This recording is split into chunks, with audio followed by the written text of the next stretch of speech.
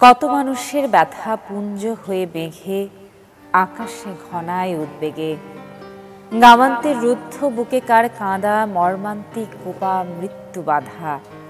জনে জনে জলে ঝড়ে ডোবে নৌকা কত, অনশন মাঠে আর্ত লক্ষ শত। তারপর মেঘ উড়ে যায়, শ্রাবণ বর্ষণ রাত যেমন পোহায়।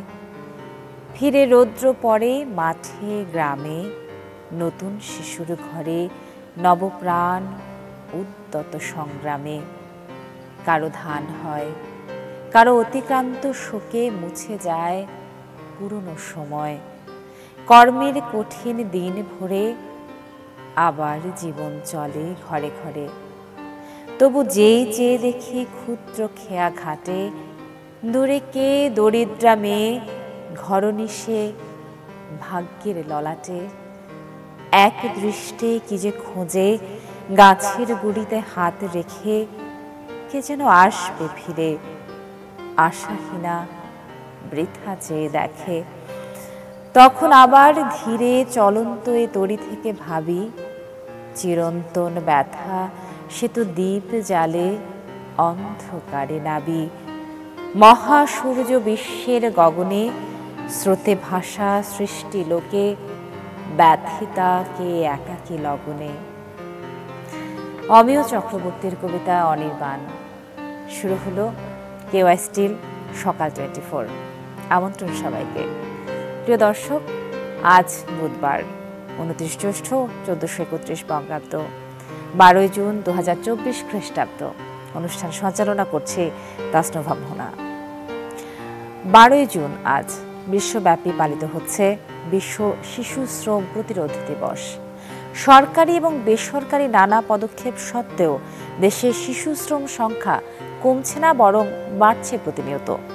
সরকারি হিসেবে গত 10 বছরে অন্তত 1 লাখ শিশু শ্রমিক বেড়েছে, যা কিনা 2023-এর হিসাব অনুযায়ী 35,36,000। এমন পরিস্থিতিতে আজ পালিত হচ্ছে বিশ্ব শিশু শ্রম প্রতিরোধ দিবস। আইএলও, ইউনিসেফ সহ বিভিন্ন আন্তর্জাতিক এবং দেশীয় বেসরকারি সংস্থা দিবসটি উপলক্ষে নানা কর্মসূচি পালন করে। এবারের প্রতিপাদ্য রাখা হয়েছে শিশু শ্রম বন্ধ করি, প্রতিশ্রুতি রক্ষা করি। শিল্পনগরী নারায়ণগঞ্জের অবস্থা জেনে আসি চলুন। যুক্ত হচ্ছেন আমাদের সহকর্মী আহসান সাদিক। আহসান, শুভ সকাল জানাই। শিশু শ্রম প্রতিরক্ষা দিবস নিয়ে কথা বলছিলাম, প্রতিরোধ দিবস নিয়ে কথা বলছিলাম। নারায়ণগঞ্জের অবস্থা জানা গেছে যে অনেকটাই ভালো, সেখানে শিশু শ্রম অনেকটাই কমে এসেছে। আপনার কাছ থেকে শুনতে চাই বিস্তারিত। শুভ সকাল তাসনুভা।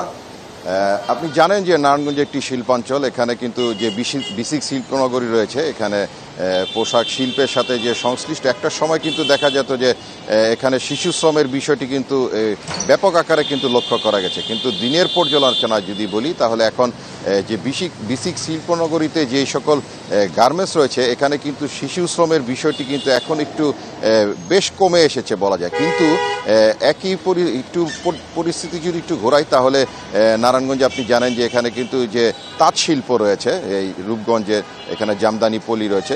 গতকালও কিন্তু আমরা এখানে গিয়েছিলাম। এখানে যে শিশু শ্রমের যে বিষয়টি এখানে এখনও কমেনি। তবে এক্ষেত্রে যে সকল কর্মকর্তা রয়েছেন এখানে, বা যে সকল তাঁতের সাথে সংশ্লিষ্ট যারা রয়েছেন, তারা যে আসলে কারণটি দাবি করছেন যে অত্যন্ত ছোটকাল থেকে এই তাঁত শিল্পটির সাথে আসলে পরিচয় করিয়ে দিতে পারলে তাহলে শিশুরা আসলে খুব দ্রুত এই শিল্পের সাথে পরিচিত হতে পারে। তবে আরেকটি বিষয় তারা বলছেন, তারা তাদের যে শিক্ষা কার্যক্রম সেটির সাথে যে অতিরিক্ত সময়ে তারা আসলে তাদের এই কাজটি করে থাকেন। এবং সেই সাথে আরেকটি বিষয় হচ্ছে যে হুঁশিয়ারি শিল্প রয়েছে নারায়ণগঞ্জে। এই হুঁশিয়ারি শিল্পতে কিন্তু যে সেলাইয়ের কাজ, সেই সেলাইয়ের কাজের সাথে কিন্তু সংশ্লিষ্ট যে শিশু শ্রম সেটি কিন্তু এখনও দৃশ্যমান দেখা যায়। এবং সেই সাথে যে স্বর্ণশিল্প রয়েছে, এখানেও কিন্তু বেশ কয়েকটি জায়গায় শিশু শ্রমের বিষয়টি কিন্তু লক্ষ্য করা যাচ্ছে। তো সব মিলে আসলে যে সাধারণ নাগরিকরা আজকে বিশ্ব শিশু শ্রম প্রতিরোধ দিবস, এটিতে তারা একটি জানাচ্ছেন যে আসলে মূলত যেহেতু শিশুদের দিয়ে অন্তত পক্ষে ভারী কাজ যেগুলি আছে বা যেটি তাদের সহনশীলতার মধ্যে নয়, এই সকল কাজগুলি আসলে তারা শিশুদের ক্ষেত্রে এবং শিশু শ্রম সম্পূর্ণভাবে বন্ধ করার আসলে তারা এই দাবিটি জানিয়ে আসছেন। তো বলা যায় এই হচ্ছে আসলে নারায়ণগঞ্জের সর্বশেষ পরিস্থিতি। আহসান সাদিক, অসংখ্য ধন্যবাদ আপনাকে। আমরা জানছিলাম নারায়ণগঞ্জে আমাদের সহকর্মী আহসান সাদিকের কাছ থেকে শিশু শ্রম প্রতিরোধ দিবস সম্পর্কে বেশ কিছু কথা। আমরা জানি যে শিল্প নগরী নারায়ণগঞ্জ এবং সেখানে শিশু শ্রম বন্ধ বা কমিয়ে আনা এই বিষয়টি আমাদের জন্য, পুরো দেশের জন্য অনেকটাই আশাব্যঞ্জক। কয়েকটি ক্ষেত্রে শিশু শ্রমিকের সংখ্যা বেড়েই চলেছে এখনও। উপকূলীয় এলাকায় মাছ আহরণে শিশুর সংখ্যাই অধিক। এলাকা নিয়ে আরো জানবো সরেজমিনে সহকর্মী আবু জাফর সালে যুক্ত হচ্ছেন বরগুনা থেকে। সালে, শুভ সকাল আপনাকে। আমরা শিল্পনগরী নারায়ণগঞ্জ নিয়ে কথা বলছিলাম এতক্ষণ, সেখান থেকে ফিরে এসে উপকূলের জায়গাটাকে এই জন্য আমরা নির্দিষ্ট করেছি কারণ সেখানে মৎস্য আহরণ কিংবা নৌকাতে কাজ করার জন্য শিশুদেরকেই সাধারণত সেখানে নেওয়া হয়। তো শিশু শ্রমের সংখ্যাটা উপকূলীয় এলাকায় কিন্তু নেহাতি কম নয়, যদিও দেশীয় সমীকরণে জানা গেছে যে সংখ্যাটা সব থেকে বেশি কুড়িগ্রামে। তবু উপকূলের পরিস্থিতি জানতে চাই, সেখানে শিশু শ্রম কি কমলো নাকি বাড়লো?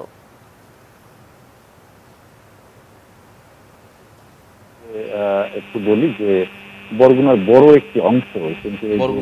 একটি অংশ কিন্তু এই যে জেলে পেশার সাথে জড়িত প্রায় 50,000 জেলে কিন্তু নিয়মিত সাগর এবং নদীতে মাছ শিকার করে থাকে। এবং বরগুনার কিন্তু পায়রা, বিষখালী, বলেশ্বর বড় বড় 3টি নদী রয়েছে, খরস্রোতা নদী রয়েছে। এই নদীতে কিন্তু প্রতিনিয়তই যে জেলেরা তারা তাদের জীবিকা অর্জনের জন্য তারা মাছ শিকার করে থাকে। পাশাপাশি যে সাগর, সে বঙ্গোপসাগরেও কিন্তু মাছ শিকার করে থাকে।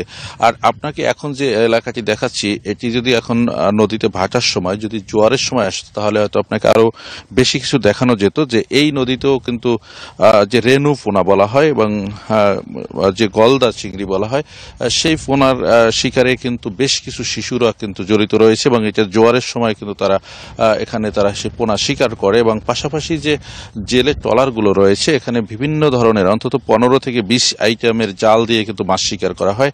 বেহেন্দি জাল এবং সেখানে ইলিশের জাল বা কারেন্ট জাল বা অন্যান্য যে জালগুলো রয়েছে, সেই সব জালে কিন্তু এসব যে মাছ শিকারের সাথে কিন্তু অসংখ্য শিশুরা কিন্তু আসলে তারা কাজ করে প্রতিনিয়ত, তাদের পরিবারের সাথে, বাবার সাথে কাজ করে থাকে। এবং সে সাথে আমরা কিন্তু অনেক যে জেলে পরিবার, তাদের সাথে আমি কথা বলেছি যে আসলে কেন এই ছোট শিশুরা বা 8 থেকে 10 বছর, 12 বছর থেকে বা এই ধরনের শিশুদেরকেও এই পেশা এবং নদীর ভিতরেও কিন্তু তাদেরকে এই মাছ শিকারে তাদেরকে নিয়ে যাওয়া হয়। তাদের সাথে এই বিষয়টি নিয়ে আসলে আমরা কথা বলেছি। আসলে তাদের যে দাবি সেটি হচ্ছে যে এই অঞ্চলের যে মানুষগুলো, প্রায় 50,000 পরিবার, তারা জেলে পেশার সাথেই তারা আসলে পরিচিত এবং এটি এই পেশা থেকেই তাদের জীবন জীবিকা, যার কারণে তারা না দারিদ্রতার কারণে এবং আসলে পেশাগত কারণেই তারা এসব শিশুদেরকে এসব জায়গায় ব্যবহার করছে। পাশাপাশি আসলে এই জেলের পাশেও কিন্তু প্রায় 1.5 শতাধিক ইটভাটা রয়েছে বরগুনাতে। সেই ইটভাটাগুলোতেও কিন্তু শিশুদের শ্রমের চিত্রটা একই অবস্থা। সেখানেও কিন্তু আসলে শিশুদেরকে নিয়মিত তাদেরকে কাজে লাগানো হচ্ছে। তবে এই যে প্রতিরোধের যে বিষয়টি, আসলে কার্যকরী কোনো প্রতিরোধ আসলে এই শিশু শ্রমের নেই বললেই চলে। কারণ আমরা বিভিন্ন সময়ে কিন্তু শিশু শ্রম নিয়ে আমরা যারা কর্তৃপক্ষ রয়েছে তাদের সাথে কথা বলেছি, বা তারা আসলে এই শিশু শ্রম বন্ধে কি ধরনের পদক্ষেপ নেওয়া যাবে বা সেটি আসলে কার্যকরী তেমন কোনো পদক্ষেপ আমরা দেখিনি যে অর্থাৎ এই বন্ধে। কারণ এটি প্রতিনিয়ত বিগত দিন থেকে আসলে চলে আসছে বা সে সংখ্যাটা আসলে আস্তে আস্তে আসলে কমছে না, সেটি কিন্তু আসলে বাড়ছে শিশুদেরকে এই পেশায়, ঝুঁকিপূর্ণ পেশায় কাজে লাগানোর ক্ষেত্রে। তো আসলে সর্বোপরি যদি বলতে চাই যে এই ঝুঁকিপূর্ণ পেশা থেকে আসলে শিশুদেরকে ফিরিয়ে আনতে হলে তাহলে উপকূলের যে জেলেরা রয়েছে বা জেলেরা যারা নদী এবং সাগরে মাছ শিকার করে থাকে নিয়মিত বা যারা এই ঝুঁকিপূর্ণ কাজগুলো করে থাকে তাদেরকে যে হয়তো বা আরো পুনর্বাসন করতে পারলে হয়তো এই শিশুদেরকে এই ঝুঁকিপূর্ণ কাজ থেকে ফেরানো সম্ভব এবং তাদেরকে হয়তো এই ঝুঁকিপূর্ণ পেশা থেকে ফিরিয়ে তাদেরকে স্কুলগামী করা সম্ভব। এই ছিল বরগুনা থেকে তাসনুবা সর্বশেষ। সালেহ, অসংখ্য ধন্যবাদ আপনাকে। এবং শিশু শ্রম প্রতিরোধ দিবসকে উপলক্ষ করে নিশ্চয়ই এই কাজগুলো দ্রুততার সাথে হবে, এটাই আমাদের প্রত্যাশা। প্রিয় দর্শক, এবারে চলে যাচ্ছি সংবাদপত্রে। পত্রিকার শিরোনামগুলো পড়ব, সমকাল দিয়ে শুরু করছি। সমকাল অসংকোচ প্রকাশের দুরন্ত সাহস। ফার ইস্টের লোপাট 2367 কোটি টাকা। নিরীক্ষা প্রতিবেদন, সাবেক পরিচালনা পর্ষদ জড়িত, 4 মামলা অনুসন্ধান করছে দুদক। মূল অভিযুক্ত এম এ খালেক জেলে। তার পাশেই আরো একটি প্রধান শিরোনাম, এত টাকা খরচা করে পর্বতের মুশিক প্রসব। আমরা ইনসার্টে একটা ছবি দেখতে পাচ্ছি, খাল নাকি ভাগার বোঝা দায়। রাজধানীর পল্লবীর রূপনগর এলাকা থেকে তোলা এই ছবিটি। বেহাল রাজধানীর খাল ড্রেন, 4 বছরে খাল নর্দমার পেছনে 1000 কোটি টাকা খরচ 2 সিটির। এই ছিল সমকালের সংবাদ শিরোনাম। পড়ছি পরবর্তী পত্রিকা প্রথম আলো। প্রথম আলোতে যেসব সংবাদ শিরোনাম রয়েছে তার মধ্যে প্রধান শিরোনাম হচ্ছে, ধরা পড়েন শুধু বাহকেরা, আড়ালে রয়ে যান বড়রা। সোনা চোরাচালান, ঝিনাইদহ, যশোর ও চুয়াডাঙ্গা দিয়ে সোনা চোরাচালান বেশি হয়। সংসদ সদস্য খুনের পর এই বিষয়টি আলোচনায় এসেছে। লিওনের জীবনী এক সিনেমা। আম কাঁঠালের ছুটি সিনেমায় অভিনয়ের জন্য মেরিল প্রথম আলো পুরস্কার 2023 পান লিওন আহমেদ। ঢাকার ইউনাইটেড কনভেনশন সেন্টারের দ্য গ্রেস মিলনায়তনে গত 24 মে। এই ছিল দৈনিক প্রথম আলোর সংবাদ শিরোনাম। চলে যাচ্ছি পরবর্তী পত্রিকায়। পড়ছি কালের কণ্ঠ। আংশিক নয়, পুরো সত্য। ঈদ যাত্রা প্রসঙ্গে সংবাদ শিরোনাম করেছে কালের কণ্ঠ, পথে ভোগাতে পারে পশুর হাট। এবারে ঢাকা ছাড়বে কোটি মানুষ। উত্তরের পথে ট্রেনের শিডিউল বিপর্যয়ের শঙ্কা। বাড়তি ট্রেন চালাতে ইঞ্জিন বগির সংকট। কাল ও শনিবার বেশি মানুষ ঢাকা ছাড়বে। আরেকটি সংবাদ শিরোনাম, সরেজমিনে অনুসন্ধান করা হয়েছে, আর্থ-সামাজিক উন্নয়নেও কাজ করছে রামপাল বিদ্যুৎ কেন্দ্র। 90,000 মানুষকে বিনামূল্যে চিকিৎসা ও ওষুধ প্রদান। 11টি প্ল্যান্ট স্থাপনের মাধ্যমে বিশুদ্ধ পানির ব্যবস্থা। উপকৃত হচ্ছে 3,500 পরিবার। এবারে দৈনিক ইত্তেফাক। এমপি আজিম হত্যাকাণ্ড প্রসঙ্গে সংবাদ শিরোনাম করেছে ইত্তেফাক, স্বর্ণ চোরাচালানকারীদের সুরক্ষায় প্রভাবশালী একাধিক এমপি। চোরাকারবারিদের প্রসঙ্গে বলা হয়েছে, স্বর্ণ চোরাচালানের দ্বন্দ্বেই খুন হন এমপি আজিম। ঝিনাইদহ জেলা আওয়ামী লীগের সাধারণ সম্পাদক মিন্টু আটক। এদিকে কার্যত বিচ্ছিন্ন হয়ে পড়েছে সেন্ট মার্টিন। 6 দিন ধরে যোগাযোগ বন্ধ। সেন্ট মার্টিনের 10,000 মানুষ খাদ্য সংকটে। সাগরে নৌযান দেখলেই মিয়ানমার গুলি করছে। এবারে সবশেষে পড়ছি বণিক বার্তা। বণিক বার্তা তথ্যে অগ্রগতি। তারল্য সংকটের তীব্রতা বাড়বে বেসরকারি খাতে। ব্যাংকের নতুন আমানতের 82% যাবে সরকারি ঋণে। বেসরকারি খাত পাবে 18%-এরও কম। এবং সুরক্ষা সিস্টেমে সংরক্ষিত 5 কোটি নাগরিকের তথ্য ডার্ক ওয়েবে ফাঁস। সম্প্রতি এসব ডাটা বিক্রির জন্য একটি সাইটে বিজ্ঞাপনও দেওয়া হয়।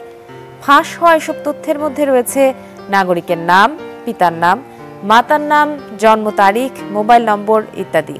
এসব তথ্যের মূল্য ধরা হয়েছে $1,302। এই ছিল আজকের সংবাদ শিরোনাম। চলে যাচ্ছি আমাদের কেওয়াইস্টিল পরবর্তী আয়োজনে সকাল 24-এর। প্রিয় দর্শক, জন্মদিনের শুভেচ্ছা জানাই তাদেরকে। আজ যাদের জন্মদিন। অনেক অনেক অভিনন্দন, শুভেচ্ছা চ্যানেল 24 এর পরিবারের পক্ষ থেকে। চলুন জেনে আসি সারা পৃথিবীতে যারা স্মরণীয় বরণীয় হয়ে আছেন তাদের মধ্যে বিশেষ বিশেষ কোন কোন ব্যক্তি রয়েছেন যাদের আজকের দিনে জন্মদিন এবং কেন কোন কৃতকর্মের কারণে তারা এই পৃথিবীতে বিখ্যাত হয়ে আছেন। 1819 সালের এই দিনে জন্মগ্রহণ করেন ইতিহাসবিদ ও লেখক চার্লস কিংসলে। 1866 সালে তার বিখ্যাত ক্লাসিক বই হ্যারি ওয়ার্ড দ্য ওয়েক প্রকাশিত হয়। তিনি ছিলেন চার্লস ডারউইনের বন্ধু। কিংসলের শিশুদের জন্য লেখা দ্য হিরোজ, দ্য ওয়াটার ও বেবিজ গল্পের জন্য পরিচিত। 1873 সালের এই দিনে জন্মগ্রহণ করেন ঔপন্যাসিক লুসিলা গামেরো ডে মেডিনা। এছাড়াও তিনি চিকিৎসক, নারীবাদী ও ভোটাধিকার কর্মী ছিলেন। হন্ডুরাসের প্রথম মহিলা হিসেবে সাহিত্যকর্মে মনোনিবেশ ঘটান এবং মধ্য আমেরিকায় উপন্যাস প্রকাশ করেন। নিজস্ব চিকিৎসা কর্ম এবং সাহিত্য চর্চা ছাড়াও গামেরো সক্রিয় নারীবাদী ও ভোটাধিকার আন্দোলনের সাথে জড়িত ছিলেন। 1929 সালের এই দিনে জন্মগ্রহণ করেন হলোকস্টের শিকার আলোচিত ও প্রখ্যাত ইহুদি কিশোরী আনা ফ্রাঙ্ক। দ্বিতীয় বিশ্বযুদ্ধ সময়কার তার দিনলিপি এখন পর্যন্ত বিশ্বের অন্যতম সর্বাধিক পঠিত ও বিক্রিত বইয়ের তালিকায় অন্যতম স্থানে রয়েছে। দ্বিতীয় বিশ্বযুদ্ধকালে তার পরিবারকে আত্মগোপনের 2 বছর গৃহবন্দী থাকতে হয়। সেই দিনগুলোর ঘটনায় উঠে এসেছে তার ডায়েরিতে। 1979 সালের এই দিনে জন্মগ্রহণ করেন পেশাদার ফুটবলার দিয়েগো আলবার্তো মিলিতো। তিনি আর্জেন্টিনীয় ফুটবলার যিনি স্ট্রাইকার হিসেবে ইতালীয় ইন্টারজিওনালে এবং আর্জেন্টিনা জাতীয় দলের হয়ে খেলতেন। 10 বছরের পেশাদার কর্মজীবনে পরিসংখ্যাকীয়ভাবে তিনি প্রতি 2টি খেলায় 1টি করে গোল করেন। এই ছিল এখনকার মতো আয়োজন। পরবর্তী আয়োজনে আবারও ফিরছি একটু পরেই বিজ্ঞাপন বিরতি। দেখছেন কেওয়াই স্টিল সকাল 24। আমন্ত্রণ আরও একবার কেওয়াই স্টিল সকাল 24 দেখছেন প্রিয় দর্শক। সাথে আছি অনুষ্ঠান সঞ্চালনায় আমি তাসনুফা মোহনা। চলুন জেনে আসি এবারে আবহাওয়া বার্তা।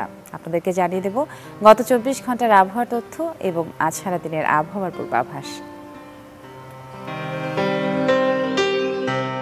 ঢাকায় সর্বোচ্চ তাপমাত্রা রেকর্ড করা হয়েছে 34.5 এবং সর্বনিম্ন 26.5 ডিগ্রি সেলসিয়াস।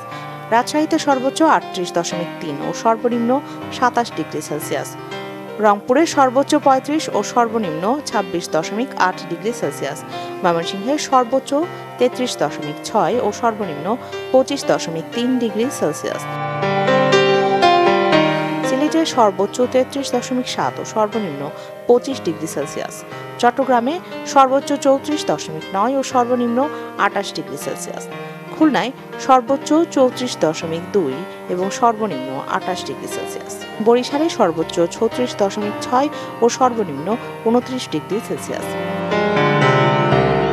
দেশের সর্বনিম্ন তাপমাত্রা রেকর্ড করা হয়েছে চাঁপাইনবাবগঞ্জে 23.6 ডিগ্রি সেলসিয়াস। দেশের সর্বোচ্চ তাপমাত্রা রেকর্ড করা হয়েছে চুয়াডাঙ্গায় 37.2 ডিগ্রি সেলসিয়াস। রংপুর, ময়মনসিংহ ও সিলেট বিভাগের অনেক জায়গায় এবং ঢাকা, চট্টগ্রাম বিভাগের কিছু জায়গায় এবং রাজশাহী, খুলনা ও বরিশাল বিভাগের 2-1 জায়গায় অস্থায়ীভাবে দমকা হাওয়া বয়ে যেতে পারে। এই ছিল আবহাওয়ার তথ্য। চলে যাচ্ছে আমাদের পরবর্তী আয়োজনে। কোরবানির পশু প্রস্তুত এবং বেচা কেনার খবর জানাতে টাঙ্গাইলের একটা খামার থেকে যোগ দিচ্ছেন আমাদের সহকর্মী মাসুদ রানা। চলো তার কাছ থেকে জানি বিস্তারিত। মাসুদ রানা, শুভ সকাল জানাই। আর কিছুদিন পরেই ঈদ উল আজহা, তো তার একটা পূর্ব প্রস্তুতি চলছে খামারে। গরু পালন মানে গরু বিষয়ক যে বিষয়গুলো সেগুলোর সম্পর্কে আপনার কাছ থেকে জানতে চাইছি।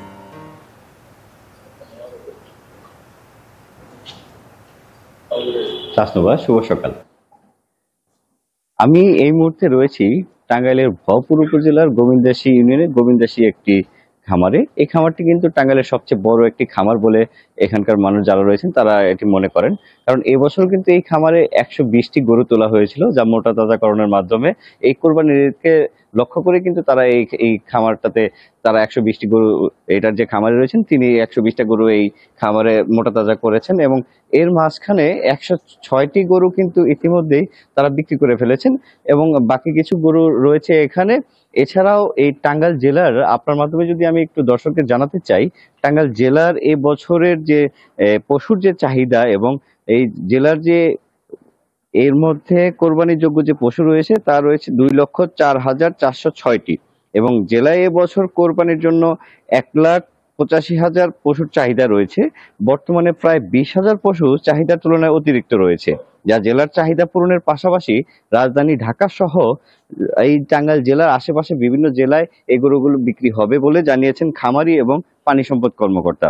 শুধু এই টাঙ্গাইলের যে 1,82,085 যে পশু রয়েছে, এই পশু কিন্তু ইতিমধ্যেই বিভিন্ন হাট বাজার এবং ঈদের আগের যে 3 থেকে 4 দিনের যে বিভিন্ন হাটগুলো হয়, সেই হাটগুলোতে ইতিমধ্যেই তারা খামারিরা অলরেডি বিক্রি শুরু করেছেন। এবং এই যে সকল খামারি ছোট বড় খামারি রয়েছেন, এই টাঙ্গাইল জেলায় প্রায় 25,892টি ছোট বড় খামার রয়েছে। এই খামারের মধ্যে কিন্তু এখন পর্যন্ত প্রায় অধিকাংশ গরু বিক্রি হয়ে গেছে এবং এখানে যারা এই দায়িত্বরত কর্মকর্তা রয়েছেন তারা আমাকে জানিয়েছেন এবছর টাঙ্গাইল জেলায় যে প্রায় 60টি স্পটে কিন্তু এই কোরবানির হাট বসবে এবং এই হাটগুলোতে কিন্তু 40টি ভেটেরিনারি টিম থাকবে, যারা এই গরুর স্বাস্থ্য পরীক্ষা সহ গরুর যদি কোনো অসুস্থ হয়ে পড়ে সেই বিষয়ে তারা সার্বিকভাবে ব্যবস্থা নেবেন।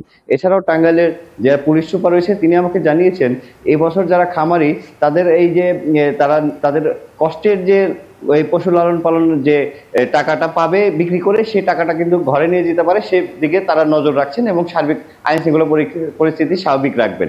জি, অসংখ্য ধন্যবাদ আপনাকে। টাঙ্গাইলে গরুর খামার নিয়ে কথা বলছিলাম। ঈদুল আজহার সামনে এবং কোরবানির ঈদকে উপলক্ষ করে গরুর যে দাম সেটি কিন্তু দিনকে দিন বেড়েই চলেছে। সেটি 1 কোটি থেকে ছাড়িয়ে এখন 4 থেকে 5 কোটি অবধি চলে গেছে। অনেক বেশি দাম হাঁকাচ্ছেন অনেকেই, আর সেটি গরুর বংশের কথা বলে অবশ্যই। বিশ্বের সবচেয়ে দামি গরু উৎপাদন করে গিনেস বুক অফ ওয়ার্ল্ড রেকর্ডে নাম লিখিয়েছে ব্রাজিল।